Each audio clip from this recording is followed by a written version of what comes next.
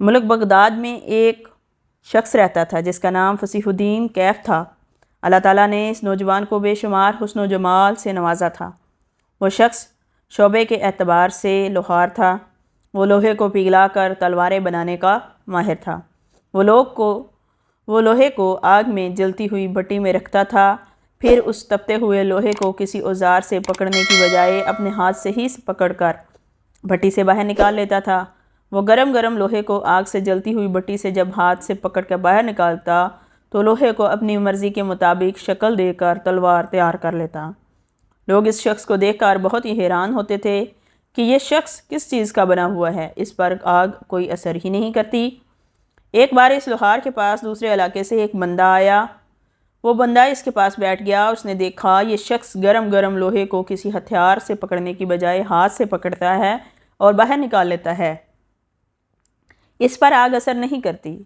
اس بندے کو دیکھ کر کافی دیر تک وہ یہ ماجرا دیکھتا رہا، یہ آدمی کس طرح یہ کام کرتا ہے۔ اس نے لوہے کو ویسی ہی شکل دی جیسے وہ چاہتا تھا۔ اس شخص نے اس بندے سے لوہے کو ہاتھ سے پکڑنے کی وجہ پوچھی۔ تم کس طرح گرم گرم لوہے کو ہاتھ سے پکڑ لیتے ہو؟ کیا تم کو کچھ نہیں ہوتا؟ اس طرح تمہارا جسم اس آگ کو برداشت کیسے کر لیتا ہے؟ تم لوہے کو بھٹی سے باہر نکالنے کے لیے کوئی اوزار کیوں نہیں استعمال کرتے؟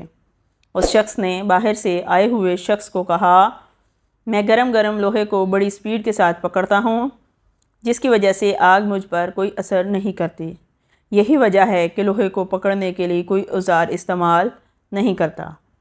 اس کے پاس بیٹھے ہوئے شخص نے کہا، میں اس بات کو تسلیم نہیں کرتا کہ آگ تو آگ ہی ہوتی ہے، یہ کسی کو معافی نہیں دیتی۔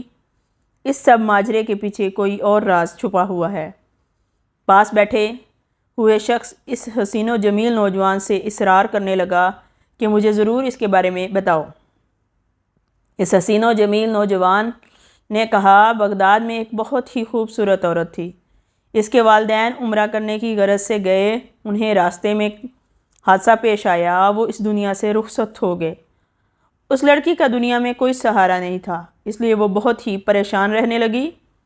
وہ ایک گھریلو لڑکی تھی، وہ پردے کا بہت ہی اہتمام کرتی تھی۔ والدین کے وصال کر جانے کے بعد اس کو کوئی سمجھ نہیں آ رہی تھی کہ وہ کس طرح زندگی بسر کرے۔ ایک دن وہ گھر سے باہر نکل کر میرے دروازے پر آ گئی۔ اس نے دروازے پر دستک دی۔ میں نے دروازہ کھولا تو اس نے کہا، مجھے بہت ہی پیاس اور بھوک لگی ہے، کیا مجھے پینے کے لیے پانی مل سکتا ہے؟ خدا تم کو اس نیکی کا اجر اور ثواب عطا کرے گا۔ میں نے اس کو پانی دیتے ہوئے پوچھا کہ تم اس وقت اکیلی گلی میں کیا کر رہی ہو؟ تم نے کچھ کھانا ہے کہ نہیں؟ اس نے مجھے کہا، میں کئی دنوں سے کچھ نہیں کھا پائی۔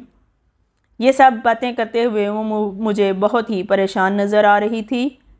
میں نے اس کی پریشانی کا سبب پوچھا تو اس نے مجھے اپنے اوپر بیتی سب باتیں بتا دی۔ اس نے مجھے کہا، اب مجھے کوئی سمجھ نہیں آ رہی میں کس طرح زندگی بسر کروں۔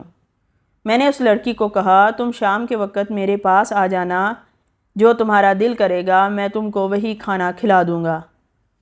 اس کے بعد وہ لڑکی وہاں سے چلی گئی۔ جب رات ہوئی تو وہ حسین و جمیل لڑکی پھر میرے گھر آ گئی۔ میں نے اس کے لیے اچھے کھانے کی چیزیں تیار کروائیں۔ جب وہ لڑکی میرے کمرے میں داخل ہو گئی، کمرے میں ہم دونوں کے علاوہ کوئی اور موجود نہیں تھا۔ تنہائی کا عالم پا کر اس کی خوبصورتی کو دیکھ کر میری نیت بدل گئی۔ جب وہ کمرے میں داخل ہوئی تو میں نے کمرے کو بند کر لیا تو اس لڑکی نے مجھ سے درخواست کی، اے میرے بھائی، میرے والدین تو اس دنیا سے گزر گئے ہیں، میں بہت ہی مجبور اور دکھی ہوں، آپ مجھے تنہا دیکھ کر کوئی غلط کام نہ کر بیٹھنا، خدا کے لیے میرے ساتھ کوئی غلط کام نہ کر بیٹھنا۔ اس نے لڑکی نے مجھے اللہ اور رسول کے واسطے دیے۔ اس نے کہا، میرے پاس میری عزت کے علاوہ کچھ اور نہیں ہے، ایسا نہ ہو کہ میری عزت بھی جاتی رہے اور میں دوسروں کے سامنے اپنا چہرہ چھپاتی رہوں۔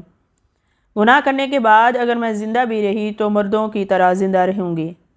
اور میرے بھائی، اگر تمہاری یہ سوچ ہے کہ ہمیں کوئی نہیں دیکھ رہا تو پھر تمہاری یہ سب بڑی بھول ہوگی، کیونکہ ہمارا رب ہمیں اس وقت بھی دیکھ رہا ہے۔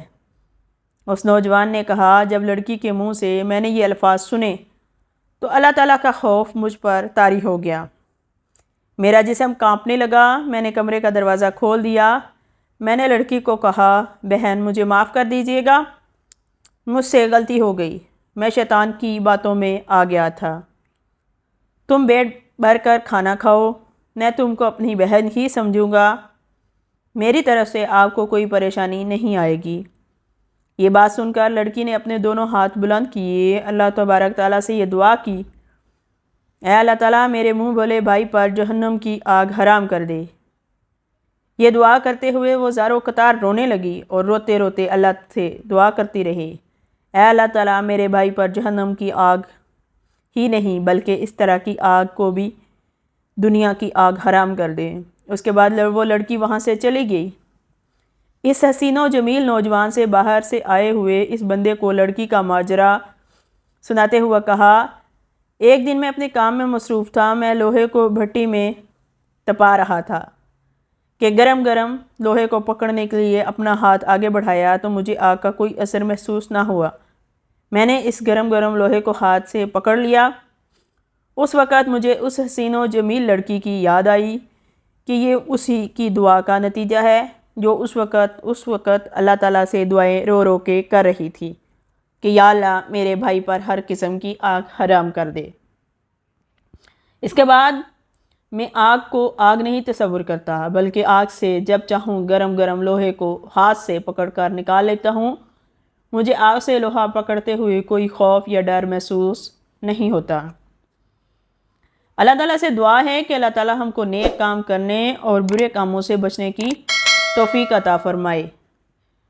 اگر میرا یہ واقعہ یا یہ معلومات آپ لوگوں کو پسند آئی ہو تو میرے چینل کو ضرور سبسکرائب کریں، لائک کریں اور چھوٹا سا کومنٹ ضرور دیا کریں تاکہ حوصلہ ہو کہ نیکسٹ ہم نے آپ کے لیے کون سی معلومات لے کر آنی ہے۔ جزاک اللہ خیر۔